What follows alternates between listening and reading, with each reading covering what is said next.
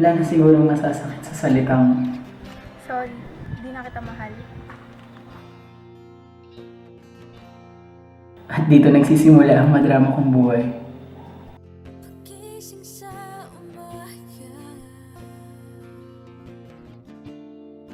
ikaw ang hinahanap. Bad trip naman to. Lungkot mo. Sino yan? Pare, ang sakit eh. Si Maria Osawa, sinisod na ko. Dati naman nag-reply to eh. Paano hindi ka mahalaga? Oo ba? Sakit mo naman, wow. Hindi, malay mo lang kasi nga, kung mahalaga ka sa tao.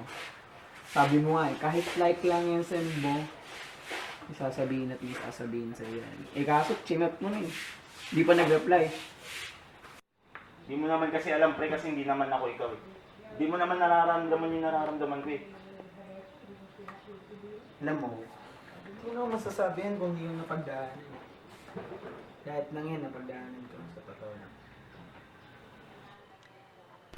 Naaalala ko. Naaalala ko ang bawat ngiti sa malalaramang na siyang nag-aatid ng tamis sa aming buhay. Naaalala ko. Naaalala ko ang mga mata mong mapangakit na siyang nagdadala sa akin sa paraiso. Gising sa Naaalala ko. umaga, Naaalala ko ang pagsabay na paglipad ng ating mga pakpak. ikaw ang hinahanap. Ikaw yung nagbigay ng dahilan sa akin. Dahilan para sabihin may nagmamahal sa akin. Dahilan para sabihin ang harap-harapan sa akin. Sabi mo, ano naman kita? Ito nang seryoso at marin pa. Ito nang nagsabi sa akin na ingatan at alagaan ka. Ito nang nagsabi sa akin na mahalin ka. Ngunit, bakit ganito? May babalik Yung akala kong fairy tale na happy ending.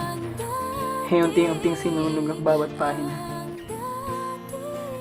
Sinunog ng sakit at walang hanggang luha ang aking puso. Akala ko, patuloy tayong lilipad.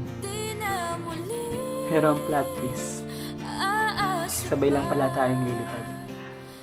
Ano ka ba kailangan kong gawin? Alam ko, hirap pero kasi naguguluhan ako eh.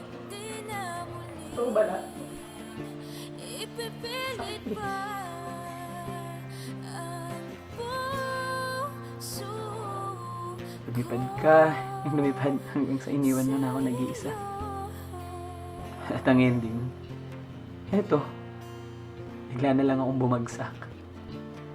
Bumagsak akong walang sumasalo. Bumagsak ako na durog. Nagdudugo ang aking mga pakpak. Iiyak ang aking puso. At di na kaya pang tumayo. Darating ka yung panahon na kakayanin ko na mag-isa. Yung panahong kaya ko nang hindi siya nakikita. Panahong hindi ko na siya nakakausap, na nakaka-text. Panahong hindi ko na nakikita yung mga mukha niya. Palagay mo, kaya ko na kayong lumipad mag-isa. Alam mo, kaya mo naman yung mag-isa eh. Siguro, nasanay ka lang na palagi siya nandyan. Ang totoo, ikaw talaga makasagot sa tanong na yan eh. At pag naharap mo na yung sagot na yun, doon malalaman na lipat na. At eto na, dumating na yung panahon na nagawa ko ng tumayo. At unti-unti ko na rin nahahakbang aking mga paa. Pero ito ulit siya. Unti-unti bumabalik ang lahat. Hibigat ang pakiramdam ko. Pero nandito ako.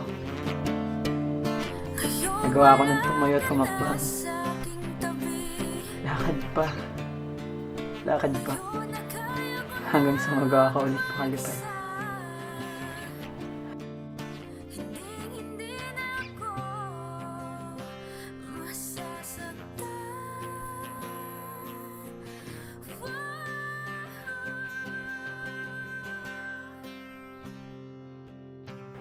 Panahon na yung bahala. Panahon na yung magsasabi na Lipad mo. Kurnin mo naman, pre. Balak ka sa buhay mo. Plato? Na ba ko